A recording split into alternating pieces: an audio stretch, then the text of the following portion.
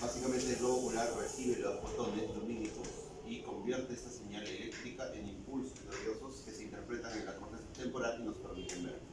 No sé si se los había dicho antes, pero la parte más importante para ver es nuestro cerebro. Podemos tener todo sano, pero si nuestra corteza temporal occipital está dañada, no vamos a ver nada. ¿Ya? O sea, si tienen una lesión durante un accidente de tránsito, en donde se golpean la zona occipital y esta sufre un sangrado, hemorragia o necrosis, se van a quedar ciegos. Por ahora no hay tecnología que permita hacerlos ver otra vez. Por el contrario, ustedes pueden no tener ojos, o no tener nervio óptico, o tener alterado el chiasma óptico y pueden ver. Las BCI son interfaces cerebro-computadora que permiten a humanos ciegos ver. ¿Ven colores? Sí. No bonito. ¿Ven borroso? Sí. Pero en blanco y negro ven muy bien. ¿Capich? Entonces, la parte más importante para la vía visual es la corteza cerebral occipital. La función del ojo es recibir los fotones lumínicos y en la parte más importante, que es la retina, estos fotones se traducen a información eléctrica, a impulsos eléctricos. Para eso la luz tiene que viajar por una serie de estructuras y compartimentos. La luz viene del exterior. ¿Qué es la luz? La luz son fotones. La luz es energía. La luz tiene una velocidad de ¿cuánto? 300.000 kilómetros por segundo. Muy bien, aunque no es exacta la cifra. La cosa es que los fotones viajan y chocan con la córnea, atraviesan luego el humor acuoso, atraviesan luego el cristalino, luego pasan por el humor vítreo y llegan hacia la retina, en concreto a la capa de conos y bastones. La córnea modifica el ángulo de los rayos lumínicos. El cristalino también, pero también lo hace el humor acuoso y el humor vítreo. Todas estas estructuras son translúcidas, nos permiten formar una imagen por delante de la retina o por detrás de la retina, dependiendo del humano si tiene enfermedad o no. Y esto hace que nosotros podamos ver. A su vez, el ojo, en la parte de la túnica vascular, tiene pigmento. Este pigmento le da un color oscuro al ojo, porque obviamente los colores oscuros absorben los rayos lumínicos. Es de interés para el ojo no tener rayos lumínicos rebotando por todos lados, porque se produciría una contaminación lumínica que limitaría mucho la capacidad de ver. ¿Okay? Entonces, en el ojo vamos a encontrar varios compartimentos o estructuras. Hacia afuera, la esclera o túnica fibrosa. En medio, la túnica vascular o coroides o túnica óvea. Y en medio, la retina. La esclera se continúa con la dura madre. La dura madre también se continúa con el nervio óptico. El nervio óptico se llama nervio óptico, pero ojo, cuidado, que es sustancia blanca cerebral, porque acá no hay células de Schwann, acá hay oligodendrocitos. Esa es una pregunta clásica, ¿no? ¿Qué estoy señalando acá? Nervio óptico. ¿Qué hay ahí? Oligodendrocitos. Células de Schwann queda descartado como respuesta. La córnea tiene 5 capas. El cristalino tiene 3 capitas. Entre la córnea y el cristalino está la cámara anterior, que tiene humor acuoso. El humor acuoso es producido por los procesos ciliares. Los procesos ciliares tienen un tejido fibroconectivo altamente vascularizado, fenestrado, por el cual se produce el humor acuoso. El humor acuoso mantiene un volumen y una forma de la córnea convexa que le permite modificar la incidencia de rayos lumínicos. Ahora hay otra estructura convexa que también lo hace, que es el cristalino. El cristalino está suspendido, está flotando y sostenido por las fibras zonulares, la zónula, o también llamados ligamentos suspensorios del cristalino, que permiten modificar su forma. Lo hacen más convexo o más alargado, dependiendo si la estructura está más lejos o más cerca. Al hacerse más convexo, nos permite ver de cerca, enfocar los rayos lumínicos un poco más antes de la retina y poder acercarlos. Hay personas que pueden enfocar de cerca, muy de cerca, especialmente nosotros que somos miopes, y otras personas que obviamente no tienen esa capacidad tan desarrollada. Los humanos pueden tener enfermedades que afectan a la córnea, úlceras corneales, por ejemplo. Los humanos tienen enfermedades que afectan al cristalino, como por ejemplo cataratas. Sin embargo, actualmente en el 2024, nosotros podemos hacer, bueno, los doctores, los especialistas en oftalmología, pueden hacer cirugías de córnea, cirugías de catarata, cirugías de retina. Incluso los oftalmólogos se subespecializan en córnea, en cristalino o en retina. Imagínense. Entonces, seguimos. ¿Qué voy a tomar acá? Comenzamos. Tejido adiposo periorbitario. Dura madre. Este pelito acá, dura madre. Nervio óptico, retina, humor vítreo, cámara vítrea, cristalino, fibras sonulares, procesos ciliares, coroides, cuerpo ciliar, ángulo irido corneal, córnea, esclera, conjuntiva, vulvar. Seguimos.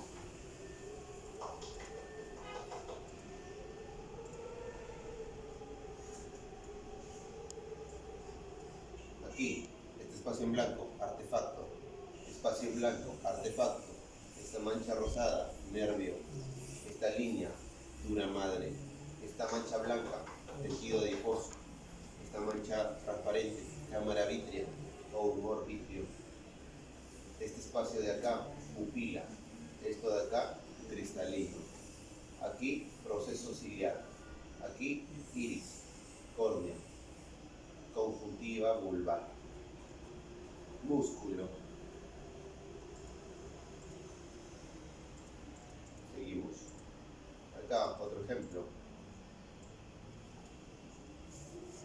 Córnea, epitelio escamoso estratificado, no queratinizado, ciliado, que le permite unirse a las lágrimas. Membrana de DSM, cámara anterior o humor acuoso, ángulo irido corneal, conducto de Schlemm, conjuntiva vulvar. La transición entre esto claro y esto oscuro se conoce como limbo esclerocorneal. El tejido que está por acá es conjuntiva vulvar y el tejido de acá sería epitelio corneal. Iris. El músculo que estaría acá en el iris sería el esfínter del iris. El músculo que estaría a lo largo es el dilatador del iris. Procesos ciliares. Por acá estarían las fibras celulares. Esto es el cristalino. Esto es parte del párpado. Esto es un artefacto. Lo oscuro es parte de la retina. Lo claro es la esclera. Esto de acá es el nervio óptico. Y esto de acá es el punto ciego. No aparece acá la fobia. Estas capas de acá son la retina. Seguimos. Estos son los típicos campos que vienen siempre en el examen, ¿no? En donde podemos ver la triada: córnea, iris, proceso ciliar. Proceso ciliar, córnea, iris. Hacia afuera tenemos esta zona, por donde entran los rayos lumínicos, atraviesan la córnea, atraviesan la cámara anterior, atraviesan la pupila, atraviesan el cristalino y van en dirección hacia la retina. Acá tenemos a detalle el iris. El iris contiene en su centro tejido fibroconectivo, muscular y vascular. Tiene un montón de capilares, tiene pigmento. El iris está pigmentado para limitar la cantidad de luz que pase a la retina. Si hay un escenario de alta intensidad lumínica, es de interés recibir el menor estímulo posible para poder ver y no dañar la retina. Recuerden que la radiación ultravioleta natural que emite el sol es dañina para la retina, así que una forma de protegerse es ocluyendo la luz con pigmento. Este es el iris, tiene un epitelio pigmentario en su cara posterior y otro epitelio pigmentario en su cara anterior, y es neuroepitelio. Aquí estaría el músculo dilatador y en la punta estaría el músculo esfínter. Aquí estaría el ángulo irido corneal que albergaría un conducto que es el conducto de Schlemm. Estas proyecciones digitiformes son los procesos ciliares. Los procesos ciliares se caracterizan por tener una bicapa de células pigmentarias internas, no pigmentarias externas. Y aunque es una bicapa de neuroepitelio. Son dos tipos de neuroepitelio que están unidos en sus procesos apicales, cuyas membranas basales son contralaterales, ¿ya? Esto se considera como retina no fotosensible, ojo cuidado, porque acá no hay conos ni bastones. Este epitelio pigmentario se continúa con el epitelio pigmentario de la retina, ¿ok? Entonces, los procesos ciliares albergan y forman a las fibras ondulares o ligamentos suspensorios del cristalino. Esta manchita de acá es el cristalino. dentro de los procesos ciliares encontramos tejido fibroconductivo y también pigmento que le hace característico color. Aquí nosotros podemos ver una transición entre esta zona clara, que es translúcida macroscópicamente porque es la córnea, y otra en donde hay un poco de pigmento, ¿no? Este pigmento, en este caso, marca el límite entre este y este. Este es el limbo esclerocorneal, porque todo lo que está acá es esclera y todo lo que está acá es córnea. Limbo esclerocorneal. Está pigmentado porque este es el ojo de una vaca, seguro, o de un mono, ¿no? Porque ellos tienen la esclera oscurita. ¿Qué más? Seguimos. La córnea, el iris y los procesos ciliares es la misma imagen rotada, ¿no? Entonces, una vez que ustedes reconozcan eso, van a poder identificar nuevamente el limbo esclerocorneal, con la córnea hacia medial y la esclera hacia lateral. Por lo tanto, el epitelio escamoso de acá es epitelio escamoso estratificado no queratinizado, parte de la conjuntiva vulvar. Y este es el epitelio escamoso estratificado no queratinizado de la córnea. Esta es la cámara anterior como un acuoso. Este es el ángulo irido corneal, en donde estará el conducto de Schlein. Este es el iris nuevamente con sus abundantes capilares sanguíneos y su tejido fibroconductivo con su epitelio pigmentario. Y otra vez los procesos ciliares con su bicapa de neuroepitelio, ¿no? Seguimos. La retina. Hay que dominar las 10 capas de la retina. Para esto nos ubicamos. Tenemos que identificar qué es lateral o externo y qué es medial o interno. Como sabrán, todo lo que esté más lejos del ojo es lateral o externo. Significa que la esclera es más lateral que la cámara vítrea, o que la coroides es más lateral que la cámara vítrea. Lo medial es aquella estructura que se acerca más al centro. Lo lateral es aquella estructura que se aleja del centro. Entonces, en la retina vamos a tener a la esclera que te señala la zona más externa o lateral y la cámara vítrea que te señala la zona más interna o medial. Es importante porque las preguntas y los palos te lleven así, ¿no? Por ejemplo, la capa de núcleos de células de fotorreceptores es más medial o lateral a las células bipolares. Es más lateral, ¿entiendes? Entonces, para aprendernos las capas de la retina, tenemos que aprendernos qué está más afuera, lateral o externo, y qué está más adentro, medial o interno. La retina empieza desde aquí, desde la membrana basal de las células pigmentadas.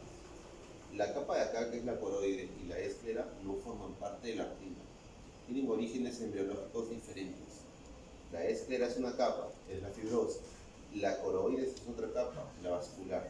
La retina empieza desde aquí, desde la membrana basal. Esta línea delgadita,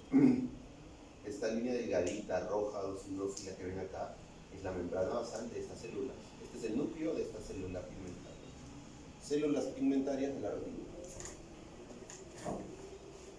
Las células pigmentarias de la retina tienen pigmento porque necesitan absorber la luz. La luz viene desde acá, miren, atraviesa todo esto y se absorbe. Los fotones tienen que ser absorbidos porque si rebotan, lo único que van a generar es sobreestimulación. ¿Ya? Ayudan a esta absorción, obviamente, el pigmento que vemos en la capa pública, ¿no? La siguiente capa de la retina es esta de acá, como pelitos. Son los procesos de los conos y bastones. Los conos se encargan de la información diurna, los bastones de la nocturna. Los bastones además se encargan de enviar información ante movimiento. Significa que en medio de la noche tú vas a ver con los bastones, pero si algo se mueve, son ellos los que te permiten ver. ¿Ya? Por ejemplo, los gatos no ven muy bien de día, pero sí pueden detectar movimiento. Ellos ven borroso, pero cuando se mueve algo, lo ven. Pero no lo ven, sino que ven que se mueve. Esos son sus bastones. Muy bien, perfecto. Luego la siguiente capa es una de núcleos, como vemos. Todas estas bolitas son los núcleos de estas cositas. Estos son los procesos de los conos y bastones. Y estos son los núcleos de conos y bastones. Luego viene otra capa que se denomina plexiforme. Es la capa plexiforme externa, ¿no? Es una capa en donde las dendritas de las células bipolares y los axones de la capa de conos y bastones se unen. O sea, es la zona donde se comunica estas células con estas células. Luego tenemos otra capa nucleada, que son básicamente los núcleos de las células bipolares. También hay núcleos de células amacrinas y núcleos de células horizontales. Estas células de acá se comunican con otras de acá, que son las células ganglionares. Son la neurona de segundo orden del nervio óptico, porque la de primero son las células bipolares. Y estas se comunican a través de otro espacio que se conoce como capa plexiforme interna, en donde están las dendritas de las células ganglionares y los axones de las bipolares. Luego las células ganglionares emiten su axón y son los axones de estas células las que forman el nervio óptico. Y hay una célula que se conoce como célula de Müller, que se extiende desde la membrana limitante interna o membrana basal de las células de Müller hasta aquí, la membrana limitante interna. Esta pequeña línea, que a propósito ha sido creada en esta imagen, se denomina membrana limitante interna. ¿Qué es la membrana limitante interna? Es la zona en donde parte del citoplasma y las células de Müller se unen entre sí por desmosomas. Entonces, las 10 capas de la retina y qué cosas hay en cada partecita tienen que aprenderla, porque es sencillo de aprender. Verán que es como una especie de código de barras, ¿no? No hay ninguna otra estructura microscópica en el cuerpo humano que tenga esta disposición de núcleos paralelos formando barras. No hay ninguna. Ni siquiera la glándula suprarrenal se la hace. ¿Ya? Si ustedes ven, no importa el tamaño, la orientación o cómo sea, varios núcleos formados paralelamente con espacios, es probable que estén en retina. La capa más gruesa, donde hay más núcleos, es la capa de núcleos de conos y bastones. Y la capa donde tienen los núcleos más grandes, la capa de células ganglionares. Las células ganglionares son las neuronas. Las células de Müller son células de sostén. Las neuronas más grandes de la retina son las células ganglionares, pero las células más grandes de la retina son las células de Müller. La estructura más interna de la retina es la membrana basal de las células pigmentarias. El epitelio más interno de la retina es el epitelio pigmentario. ¿Ven cómo tienen truquito las preguntas? Una cosa es el epitelio pigmentario y otra cosa es su membrana basal. ¿Qué epitelio de la retina es más interno? El epitelio pigmentario. ¿Qué estructura de la retina es más interna? La membrana basal de estas estructuras. La membrana limitante interna es la membrana basal de las células de Müller. Ojo, cuidado. ¿Ya? Vamos con más ejemplos. Lo mismo aquí. Tenemos otra retina donde vemos núcleos dispuestos de forma paralela, separados por espacios similares. Y se comienzan a cumplir lo mismo, ¿no? Vemos una primera capa de células pigmentarias. Luego, estas células descansan sobre una membrana basal. Luego tenemos un montón de pelitos, que son los conos y bastones. ¿De quién? De estas células, que son los núcleos de los conos y bastones. Luego tenemos otra zona donde se unen las proyecciones dendríticas de los núcleos de los conos y bastones y las células bipolares. Luego tenemos otras en donde se unen las dendritas de las células bipolares, los axones de las células bipolares con las dendritas de las células ganglionares. Y luego tenemos otra vez la capa de axones del nervio óptico. La retina tiene una capa vascular, o tiene capas que están vascularizadas y tiene otras que no están vascularizadas. Como ven, o como deben saber, aquí en el lumen de la retina tenemos a los vasos retinianos que se extienden hasta este nivel, ¿no? Hasta este nivel de las células bipolares tenemos vasos. La parte más interna de la retina también recibe un aporte vascular, pero indirecto por la coroides. Significa que todo lo que está acá, por debajo de las células bipolares, hasta las células pigmentarias, es retina avascular. ¿Ya? O sea, desde aquí abajo, avascular. Desde aquí para arriba, vascular. ¿Cómo va a venir el examen? Va a venir una manito que va a decir, ¿qué es esto? ¿Qué es esto? ¿Qué es esto? Seguimos. Más de lo mismo, más de lo mismo, más de lo mismo. Otra vez, en este caso con etiquetitas para que se oriente. La fobia. Hay una parte, cuando nosotros hacemos un fondo de ojo,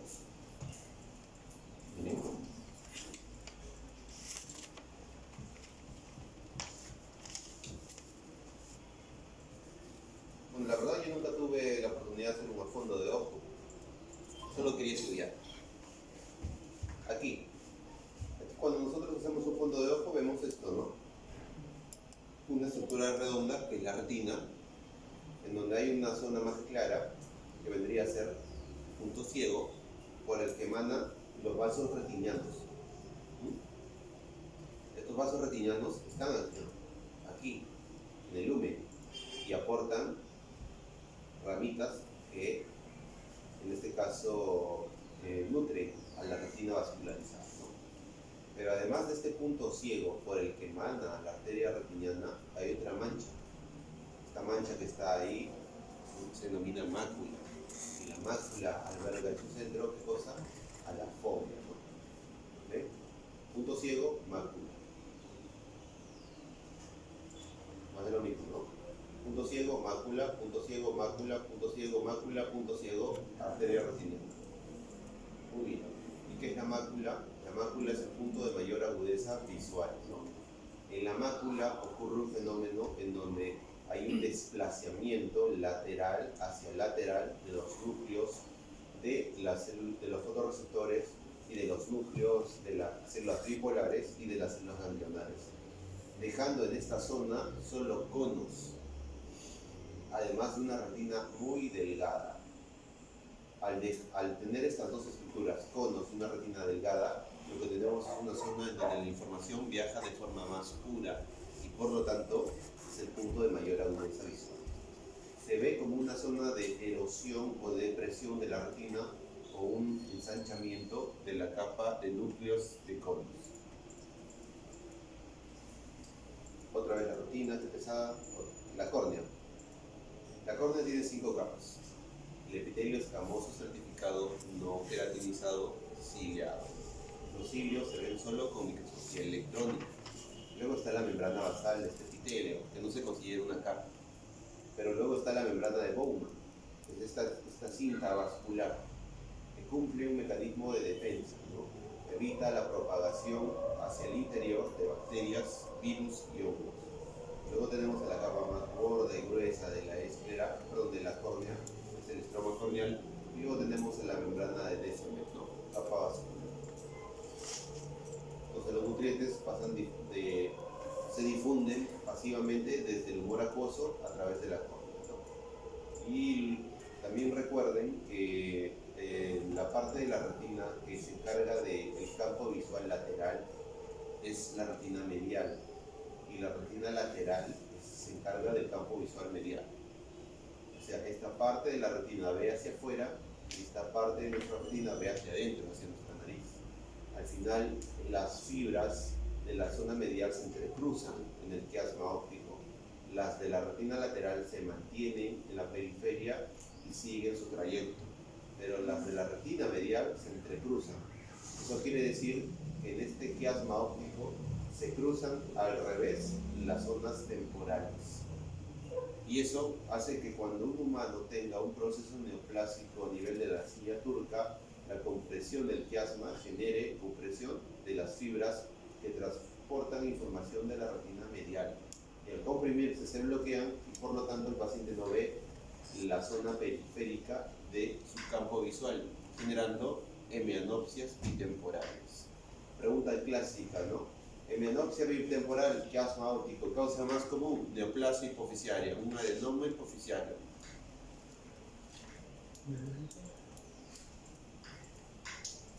¿Qué pasa? ¿Mucha información? ¿Ya explotó su cerebrito? Lo mismo, esta es otra retina en donde puede generar un poco de confusión por cómo está dispuesta, pero solo guíense, ¿no? ¿Cuál era la capa de núcleos más gorda y gruesita? La del grupo de conoces. Muy bien, pequeño, es Jefferson Smith. Así es. Jefferson Smith se dio cuenta que la capa de conos y de núcleos de conos y bastones es la más gruesa. Entonces, la siguiente sería la capa de células bipolares y la siguiente la de células ganglionares. Utilicen ese como punto de referencia para resolver rápidamente eso, ¿no? Y acá vemos otra retina. Esta retina es especial, ¿no? Se encuentra en el CNV. Cuidado, no se equivoque. Muy bien, ahora sí, pasemos con oído. ¿Alguna pregunta sobre el ojo? Buena suerte, chicos. Tenemos todo. ¿Oído? ¿Qué? ¿Oído? ¿Preguntas? No, no, sí, claro. ¿Qué? Estamos en la tercera unidad. ¿Qué? No, no dije nada. ¿Qué? No tengo nada. Oído y examen. ¡Hala! Le pego más así. Oído y examen, hay clase.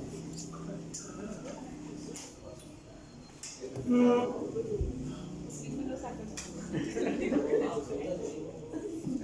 Para que vean que estoy bueno, no les voy a preguntar. Señora, ahora escuchen ya.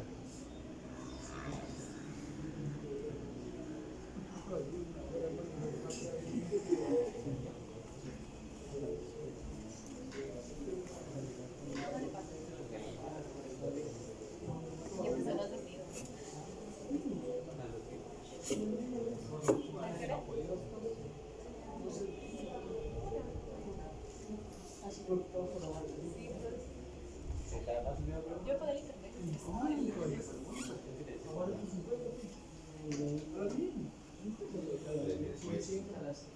sentido. Yo pagué el internet.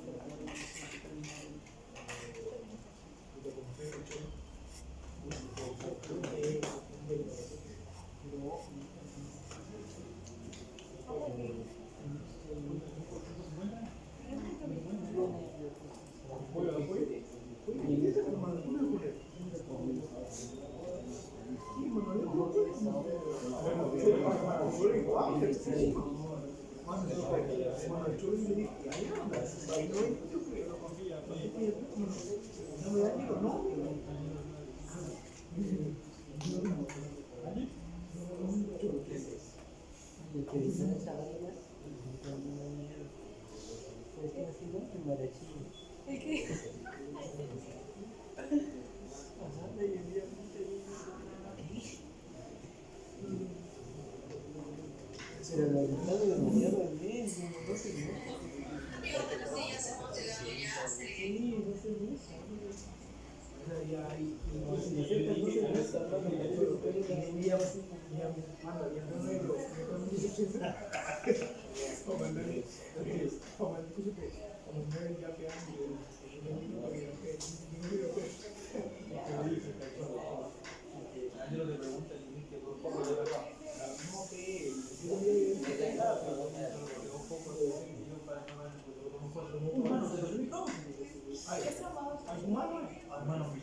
Ay, ve, salió. Salió un ratón. Sí, ya lo va haciendo 2 veces. ¿Qué cosa? Se llama Jefferson. Eso es el más listo. Bonita, no salga. Eso es el más listo. No. Bueno, aviso. Mantío, se ha Una retado. película algo. ¿Dónde está? Ya se metió. Esto. Bueno, aviso una película de algo. Es un esto. Está viendo por acá. Una película de algo. Sí, bueno. Todo es como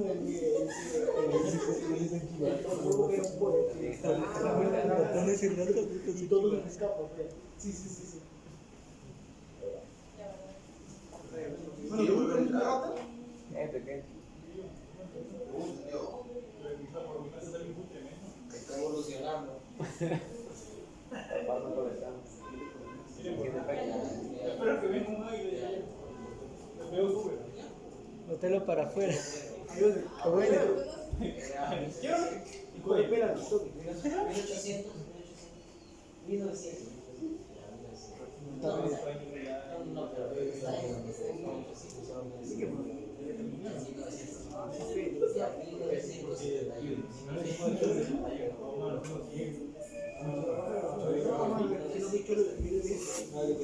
Break de 5 minutos. yo le dije, cuando llegue a tu casa, me mandas un mensaje. Porque estaba en la boca, pues un huevo. Y yo le dije, no lo escuchas.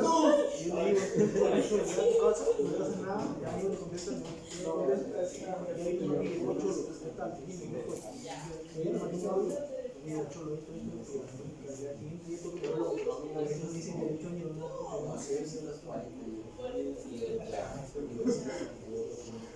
bueno, primero te voy a hablar de la siguiente.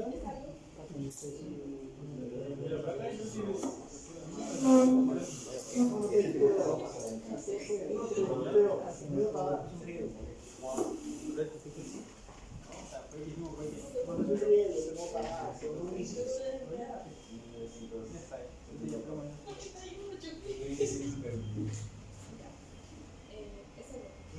con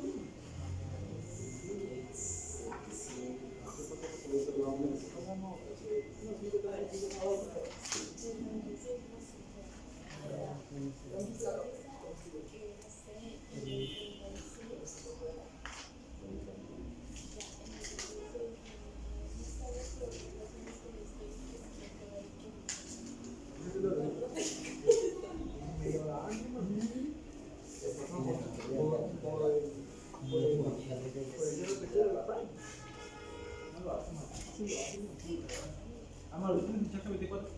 No. ¿Tú tienes qué etiqueta de bueno, buenísimo? No, yo no quiero libros, no me preguntas.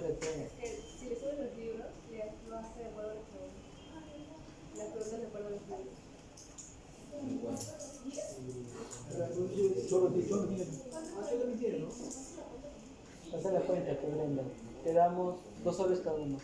Así como Payosa que nunca vieron. Soy verdad, yo sé, la fija bien. Ay, pero sí no me preguntas. ¿Hoy día? ¿O ha sido la semana pasada? Dale un carro. Oye, va a entrar a la cañería. Como estuvo, hermano. Como estuvo. Un carro. Hermano, dale un tobillo. Ya viene uno. Qué mal.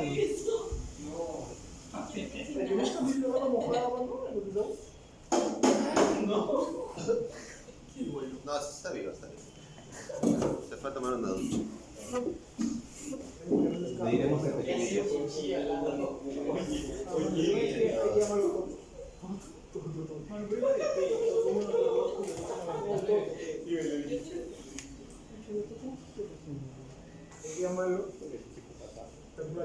Muy bien, empezamos.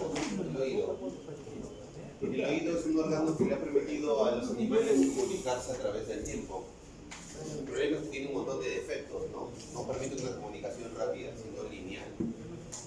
Ojalá que ustedes logren disfrutar de los nuevos oídos que están preparando. La cosa es que por ahora van a tener que aprenderlo, ¿no? Porque no sé si en el Perú se van a poner a la delantera. Pero bueno. Igual que sucede en el ojo, la parte más importante de la audición, ¿cuál creen que sea? La cóclea. Y el vestíbulo. ¿Cómo se la copia? Chucky, se lo acabo de decir. Me lo corte, ¿no es cierto? Lo acabo de decir. La parte más importante de oír es la corteza temporal. Tú puedes tener todo perfecto y clean, pero si tienes tu corteza temporal dañada, no vas a oír. La corteza temporal es la que se encarga de interpretar el impulso eléctrico generado por las células creadas del órgano de Corti de información que nosotros podamos. El problema de hablar, de conversar, es que es un medio muy lento de entendernos. No es un medio efectivo. Si yo quiero hablar con Chero sobre 100 años de la soledad, me demoraría horas. Y actualmente hay medios mucho mejores para transmitir información, ¿no? Por ejemplo, la IA, ¿no? Una IA le puede decir a otra IA los 100 años de soledad en menos de un segundo. Para la IA, conversar con un humano es como conversar con un árbol, ¿ya? El oído es un órgano excelente que nos ha servido mucho para transmitir información, es cierto, pero de lejos es algo obsoleto. Eso de ahí es un chisme, es una paciente que hace unos días, ahí está la fecha, ¿no? No se ve. Ya, el 13 de octubre, la señora fue al cirujano de cabeza y cuello de una clínica de Chiclayo porque tenía un tumor ahí en el lóbulo de la oreja. Y resultó ser un sarcoma. Se los pongo porque los sarcomas de la oreja son extremadamente infrecuentes. O sea, un tumor acá no se ve. Puede que lo vean de acá en dentro de 10 años, ¿ya? Esto no se ve, chicos. Aprovechen. Es porno anatómico para estudiantes. No lo van a volver a ver. No va a ser publicado ni nada. Va a estar en el Telegram un tiempito. Debería ponerlo en el tutorial, ¿no? Por lo raro que es. Bueno, Se la pongo ahí porque la oreja, como saben, tiene ciertas partes. Y el lóbulo de la oreja es la única parte de la oreja que tiene tejido adiposo y piel. Pregunta clásica, examen de los alumnos de medicina. La oreja está constituida por cartílago, elástico y piel, ¿no es cierto? La única partecita de la oreja que no tiene cartílago es el lóbulo. Muy bien. Seguimos. Entonces, cuando nosotros estudiamos la anatomía de nuestro oído, extrapolamos lo que hemos hecho justamente con animalitos como este que acabo de mandar, ¿no? Vemos cómo se conduce la onda sonora hacia, en este caso, el órgano fundamental que es el órgano de transducción, el órgano de Corth. Las ondas sonoras son movimiento del aire. Las ondas sonoras son ondas. Una onda es una partícula en movimiento. Las ondas mueven el aire al moverse transmite el sonido. El sonido es captado por el pabellón auricular, cuya forma en los animales permite su amplificación. En algunos animales mucho más, en otros menos.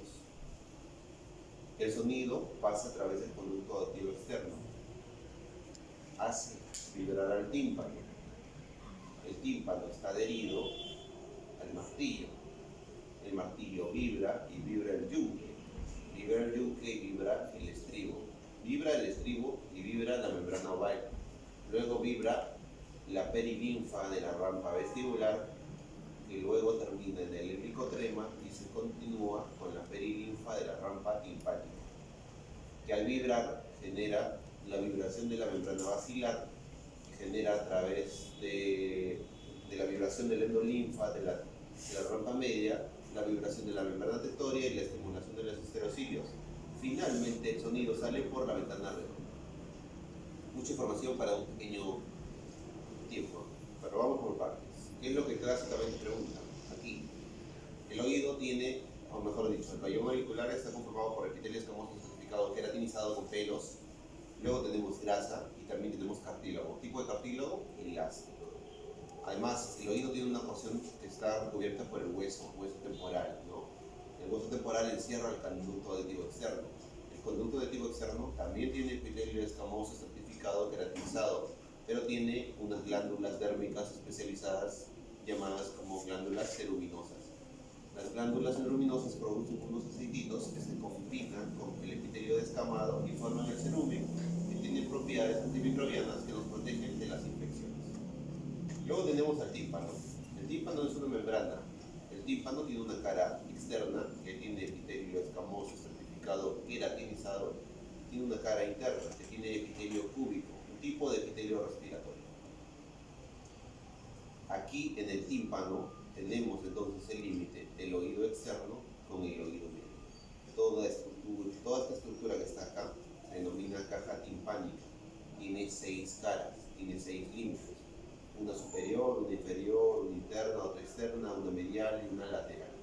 En la caja timpánica tenemos a los huesecillos, de los cuales el estribo es el más pequeño del cuerpo humano. Y es el más pequeño porque al disminuir gradualmente el tamaño, se incrementa la frecuencia de vibración. Principio físico clásico. Además, el oído medio se comunica con la cavidad oral a través de la trompa de Eustaquio. Que se comunique con la cavidad oral tiene solo ventajas. La primera es que este epitelio cúbico genera líquido y el líquido drena pasivamente hacia la cavidad oral, evitando que esto se llene de líquido.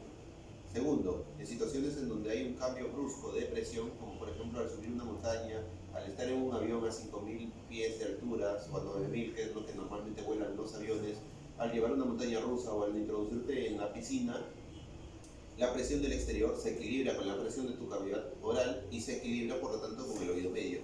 De no estar conectado, el oído medio colapsaría y no podrías oír cuando estuvieras muy alto o muy profundo. Seguimos. Y luego tenemos el oído interno, en donde encontramos al órgano vestíbulo coclear. Tenemos una estructura en forma de conchita que se llama cóclea. Tenemos otras que tienen forma de semicírculos y una zona dilatada que se llama vestíbulo. Salud. La cóclea se va a encargar de la audición y el órgano vestíbulo coclear se va a encargar de la orientación espacial del cuerpo. de los movimientos angulares y los movimientos verticales. ¿Cuántas dimensiones hay en nuestro mundo físico? 3. 4. ¿Cuál es la otra? La que no puede. Tiempo. Son 4 las dimensiones aceptadas a través del tiempo, pero en realidad se ha demostrado que son 13. ¿No? 13 dimensiones, probadas científicamente. Podemos alcanzar hasta la quinta. La cuarta es cuestión de interpretación, pero las 3 son las que los humanos han adaptado a través del tiempo. El tiempo es un constructo de conciencia. Sin embargo, las físicas, como es anterior, posterior, vertical y profundidad, sí son posibles de sentir. Por eso tenemos 3 conductos semicirculares. Uno se encarga de la posición vertical, otro de la horizontal y otro de los movimientos angulares. Además tenemos al sacúlo y al utrículo que se encargan de los movimientos de aceleración y desaceleración. ¿Ok? Entonces, en nuestro mundo físico, nosotros nos hemos adaptado a 3 dimensiones para sobrevivir. Estos mismos estructuras están presentes en animales primitivos que no tienen concepto de tiempo. Un pez no sabe qué es ayer ni qué es hoy. Pues nosotros sí. Luego nuestro cerebro nos permitió crear el constructo del tiempo. Entonces, los humanos se pueden orientar sobre si están de cabeza, de pie, de lado, si están girando, etc., gracias a esas estructuras de ahí, que tienen algo que se denomina otolitos, que estimulan células ciliadas, que generan un impulso eléctrico que nos permite orientarnos. Entonces, lo que vamos a repasar por cuestiones de tiempo es todo. Bueno, aquí acabamos. ¿Cuánto se sobra? Lo primero que deben aprender como alumnitos de medicina es el típico recorrido del sonido. El sonido empieza desde el pabellón auricular, conducto auditivo externo, tímpano, martillo, yunque, estribo, ventana oval. De la ventana oval pasa a la rampa vestibular. Aquí vamos a explicar algo. Esta es la cóclea. La cóclea es como un caracol, pero la cóclea no es más que un solo ducto que está doblándose en sí mismo. Si nosotros vemos el otro esquema que les he pasado por Telegram, podemos ver esto, ¿no? El autor genera en su esquema lo que ya se conoce, ¿no? La cóclea es un solo tubo que se dobla en sí mismo. Un tubo que alberga a su vez 3 tubos. El superior, o el de más arriba, que se contacta con el estribo a través de la ventana oval, se denomina rampa vestibular. Esta rampa vestibular va dando vueltas, y en la puntita, esta puntita de acá,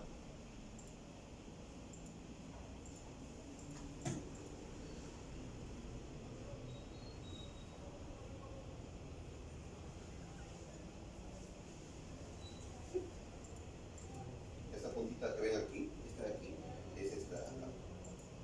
¿Ya? Esta puntita se denomina helicotrema. La rampa vestibular, al pasar por la puntita, o sea, por el helicotrema, deja de llamarse rampa vestibular y se convierte en rampa timpánica.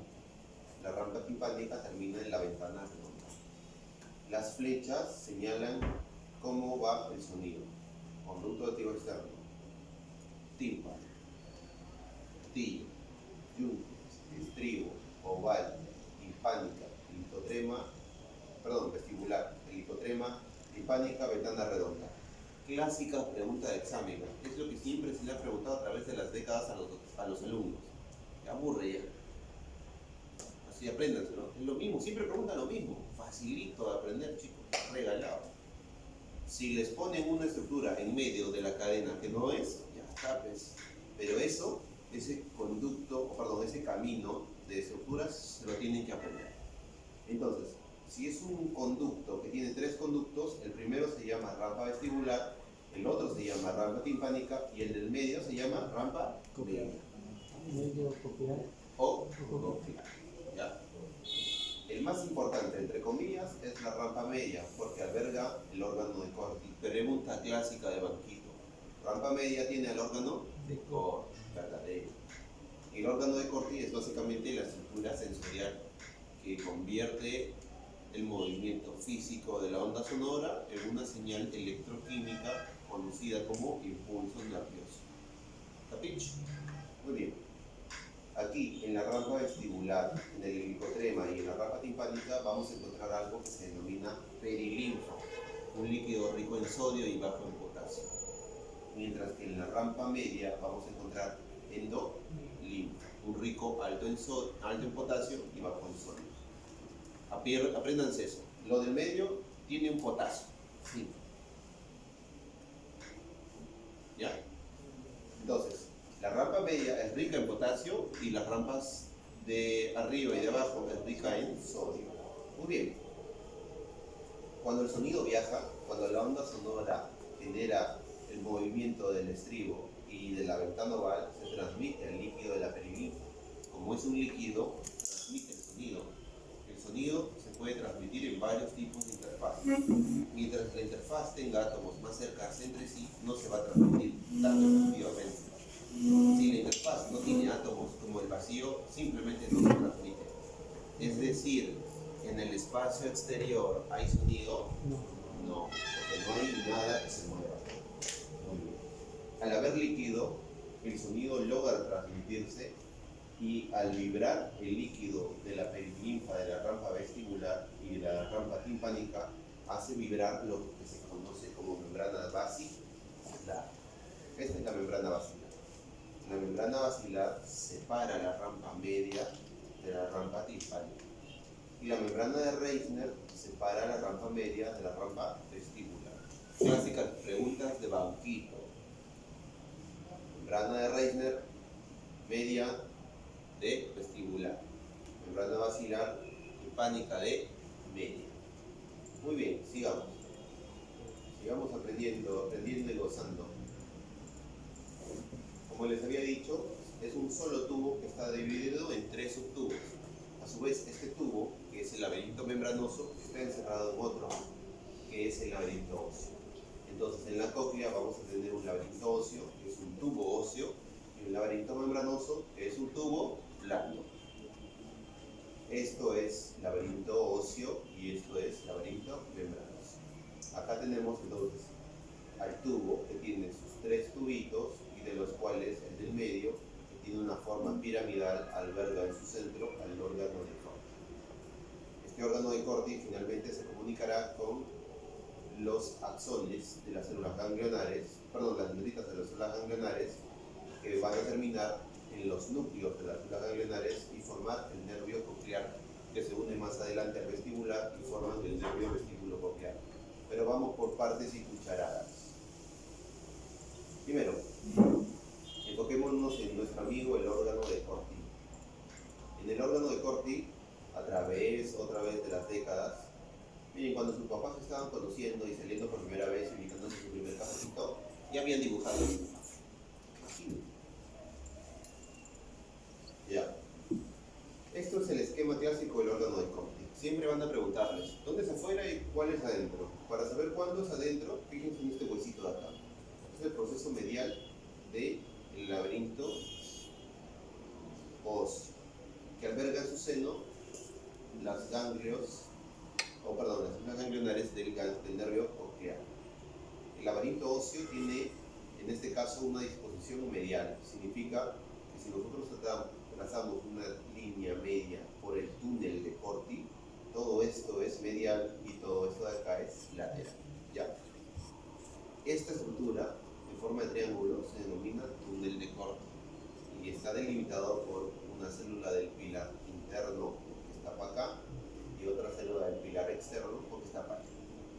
Sin embargo, la vedette, la prostituta, la SUS de la sustancia, ya la han visto, ¿no? ¿Quién ha visto la sustancia? ¿No ha visto la sustancia? Muy bien, eres un chico muy aplicado, te felicito. Punto más. Bueno, las células más importantes del órgano de Corti son estas celestes de acá, chicos, son las células ciliadas. Las células ciliadas convierten la energía mecánica en energía electroquímica. Son las verdaderas transductoras, son las más importantes del órgano de Corti. una enfermedad que las afecte y ya no oyes más. Bueno, ya no podrías oír más de forma tradicional, porque sí puedes oír de forma virtual, ¿no es cierto? Saben bien que hay humanos que no tienen oídos, no tienen cóclea, que pueden oír. Entonces, las células ciliadas se dividen en células ciliadas internas y externas. La célula ciliada interna es una célula ciliada que está así, miren, sola, triste y abandonada. Y las células ciliadas externas están dispuestas en hileras de 3 filitas. Estas células ciliadas descansan sobre otras células que las cargan, que se denominan células falángicas. Célula falángica, célula ciliada. Célula falángica, célula ciliada. Y la célula falángica emite una proyección que une la superficie apical de dos células ciliadas, formando una plancha en la que solamente sobresalen sus estereocilios. Entonces, los estereocilios tienen una disposición de más chiquito a más grande, pero vamos por partes. Lo primero es saber que esta imagen representa el órgano del córtex. Segundo, identificar a las células ciliadas internas y a las células ciliadas externas. Tercero, a las células falángicas. Cuarto, túnel de Corti. 5, célula del pilar interno, célula del pilar externo. Esta estructura fibrosa de tejido conectivo vascular se denomina membrana basilar. Esto representa las dendritas de las células ganglionares del nervio coclear.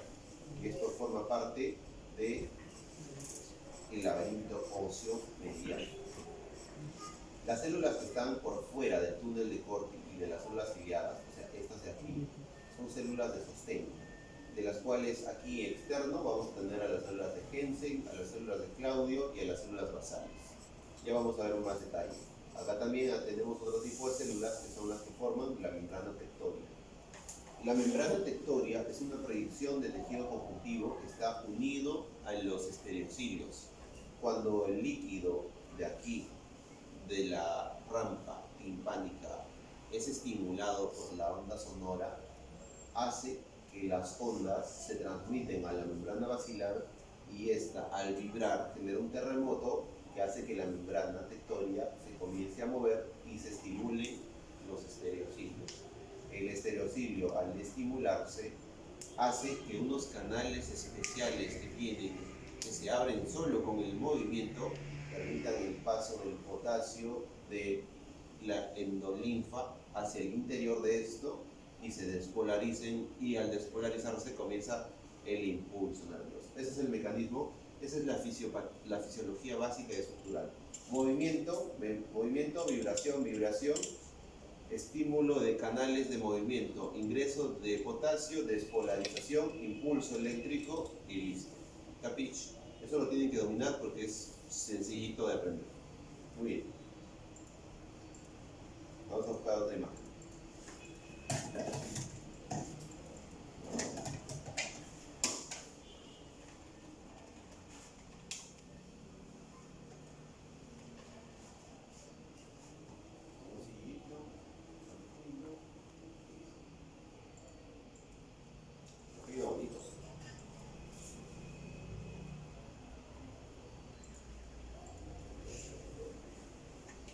Hasta ahora hemos visto esquemas. Acá hay un ejemplo de la histología, ¿no? Algo que no ha visto el otro grupo. En la histología, las imágenes no salen bien porque al ser un proceso en donde se realiza un corte, se dañan las estructuras. Todo el orden se altera, pero al menos podemos reconocer, uno, la membrana basilar, ¿no? Es la membrana que separa todo esto, que es rampa media de la rampa timpánica. Luego encontramos a la membrana tectoria, ¿no? Producida por estas células. La membrana tectoria estaba en contacto con las células ciliadas externas. La membrana tectoria no entra en contacto con la célula ciliada interna. La célula ciliada interna no está en contacto con la membrana tectoria, son las externas. Y acá tenemos 1, 2 y 3 celulitas. 3 celulitas que son las ciliadas externas y una celulita que son las ciliadas internas. Y estas 3 están arriba de esta mancha. Esta mancha tiene que ser células falángicas, ¿no? Caballero. Y acá tenemos un ejemplo del nervio coclear, de cómo luce, ¿no? Y esto es hueso. Lo que rodea al nervio es el hueso trabecular del laberinto óseo. ¿Sí? Seguimos. Miren, este es un buen esquema que resume el camino en la cóclea del sonido, ¿no? Este esquema deberían aprendérselo porque siempre lo toman también, ¿ya?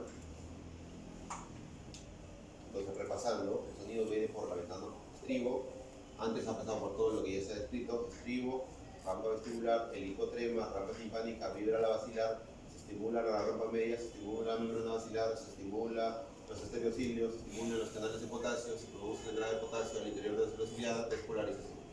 ¿Capich? Como el padre nuestro. Acá tenemos otro esquema más bonito, también capturado como Pokémon.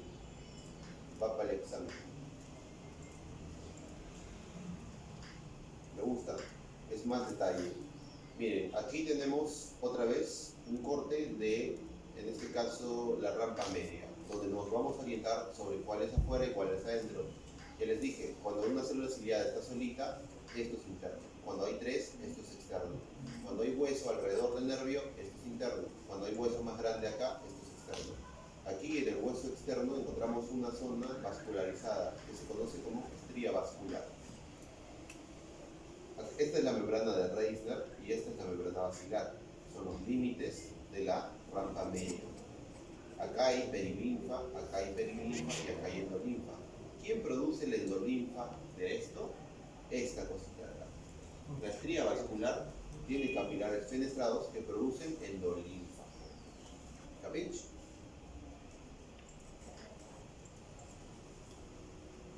Acá hay otra imagen clásica, lo mismo.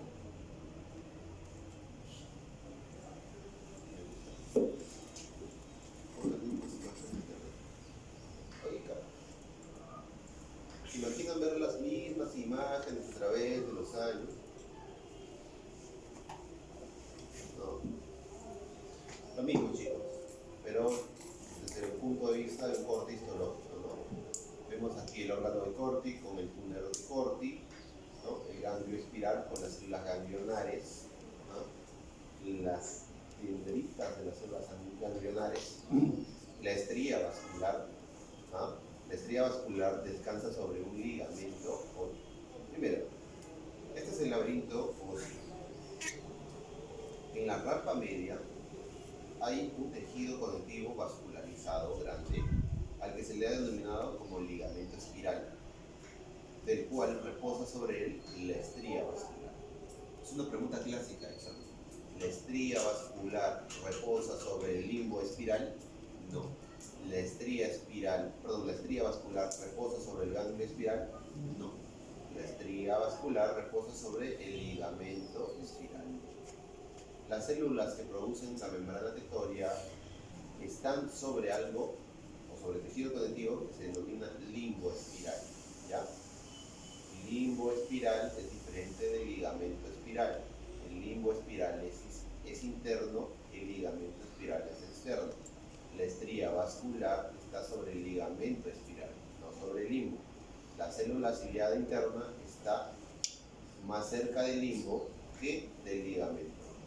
El órgano de Corti reposa sobre la membrana basilar. La membrana tectoria está más cerca del limbo espiral que el del ligamento espiral. La membrana de Reisner separa la rampa media de la rampa vestibular y la membrana basilar, la rampa media de la rampa timpánica. ¿Capich? Cosas básicas, como siempre, ¿no? Y la verdad que no hay nada más que entender, y luego el resto son estructuras. Miren acá, una imagen con microscopía electrónica donde se reconstruye todo esto, ¿no? Células falángicas, células ciliadas, túnel de Corti, célula de pilar interno, célula de pilar interno, lo mismo, que aburrido. Vamos con el órgano. ¿Qué órgano sigue? Por fin una nueva imagen. Hermoso. Miren, lo mismo que hemos dicho. Túnel de Corti, célula ciliada. Esto es mío, lo capturo.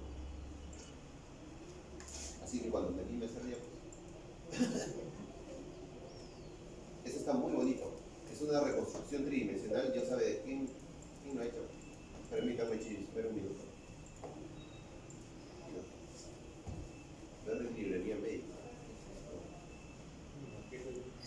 No, 125 euros.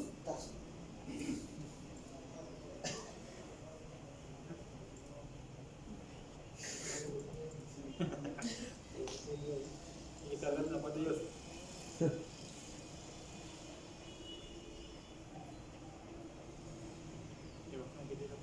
¿Qué dice? ¿Lo compro con su cuenta? Ya. Cárgatelo. Paga mi pensión por ahí, pe.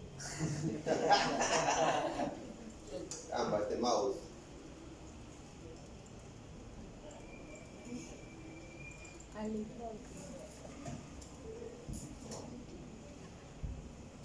No, tiene que registrarse.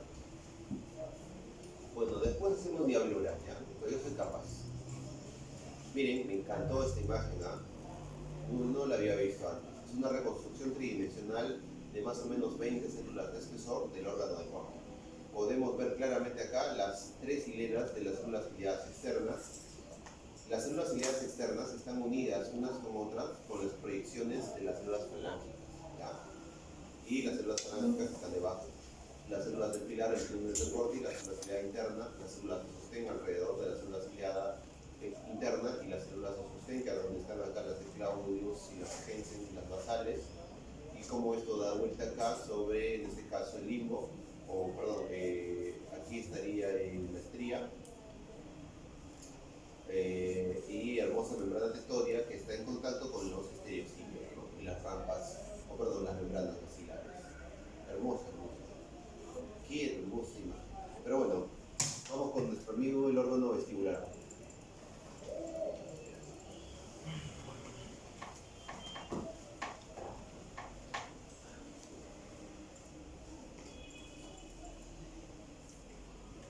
Tranquilos, chicos. ¿Qué pasó? Aquí. Este también me gusta. Para empezar. Hay muchos esquemas del órgano vestíbulo coclear, ¿no? Lo primero que hay que identificar es que el órgano vestíbulo coclear tiene componentes. Los componentes principales son estas dilataciones, ¿ya? Tiene conductos semicirculares, superior, inferior y horizontal, pero son en estas dilataciones en donde está el meollo del asunto. Además hay unas dilataciones acá, que se conoce como utrículo y otras como sáculos. También hay cosas importantes acá. Es decir, de todo este enmarañado de conductos semicirculares y dilataciones, son las dilataciones las estructuras más importantes, porque contienen a las estructuras de descenso de la posición. ¿Capich? También pueden ver cómo el sáculo está comunicado con la cóclea a través del conducto sáculo coclear, o también conocido como conducto coclear. Vemos lo mismo, otra vez, los conductos semicirculares, el utrículo y el sáculo. Y acá está el conducto que une el sáculo con la cóclea. Tiene un nombre. La cuestión es así.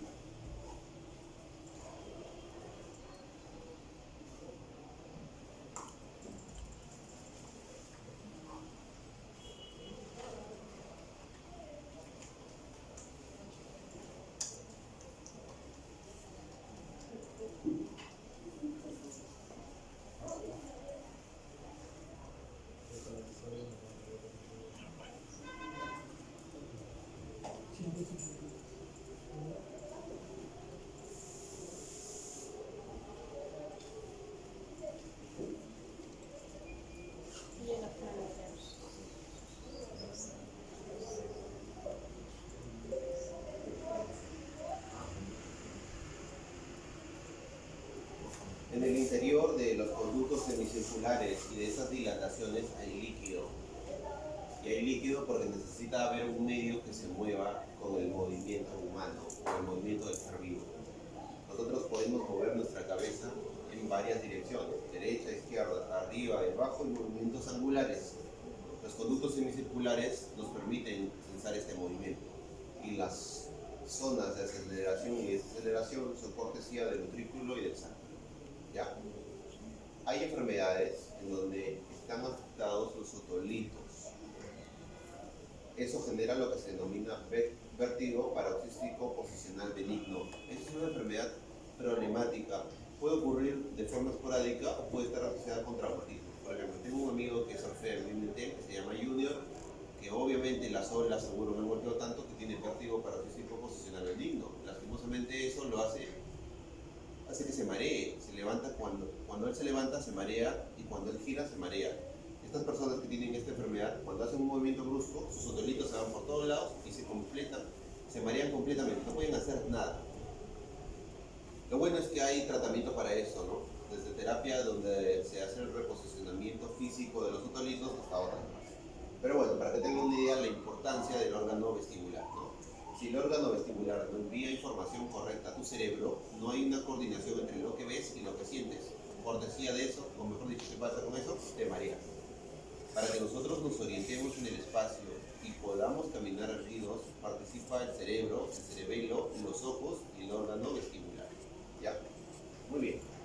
Entonces, albergando en el órgano vestibular hay unas estructuras que se conocen como ampollas.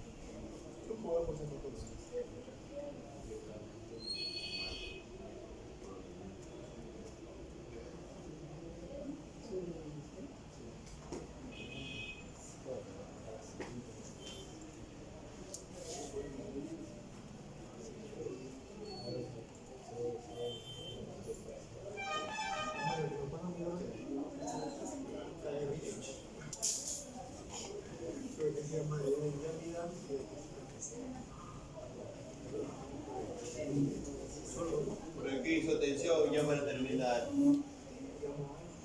En las ampollas de los conductos circulares y en las máculas del sacro y el utrículo se encuentran estas estructuras. Lo primero que tienen que saber, a modo de resumen, es que también hay células ciliadas o estereocilios. Los estereocilios están en contacto con un material gelatinoso, rico en proteoglicanos, que tiene lo que se denomina otolitos, como otolitos u otoconias. Son cristales de oxalato de calcio. Cuando el movimiento del líquido del conducto semicircular o del sacro y el utrículo mueve todo este material, se mueven los otolitos. Y la gravedad misma hace que se mueva todo este material y estimule a los estereocilios más largos. Los estereocilios van de mayor a menor. Esto se debe a que cuando el movimiento va de menos a más, se produce la despolarización. Y cuando va de más a menos, no se produce nada. Por eso es que, como tienes un movimiento que va desde el chiquito al grande, significa que necesitas 3 tipos de estos órganos para que puedas censar adelante y atrás, y arriba y abajo, o hacia un lado y hacia el otro. ¿Ya? Entonces va desde grande a chiquito porque cuando se estimula de chiquito a grande, se produce despolarización y se produce el envío de información. Significa que si tenemos acá un conducto semicircular con estos orientados en esta posición, si el movimiento se produce de aquí para acá, se produce el censamiento. Como hay otro que está en horizontal, si hay un movimiento horizontal, se produce el censamiento. Y así. ¿Se entiende, no? Entonces, acá tenemos una cúpula de los conductos semicirculares, en donde encontraríamos lo mismo, ¿no? Los estereocilios, el material, junto con los otolitos. Vemos lo mismo, hasta la cúpula que está interactuando con los cilios o los estereocilios de las células ciliadas. Y bueno, nosotros vamos a repasar qué tipo de células ciliadas hay. Hay células ciliadas tipo 1 y tipo 2, etcétera, pero ya por cuestiones de tiempo, entonces vamos a seguir la siguiente clase. Vayan a su casa. No he traído.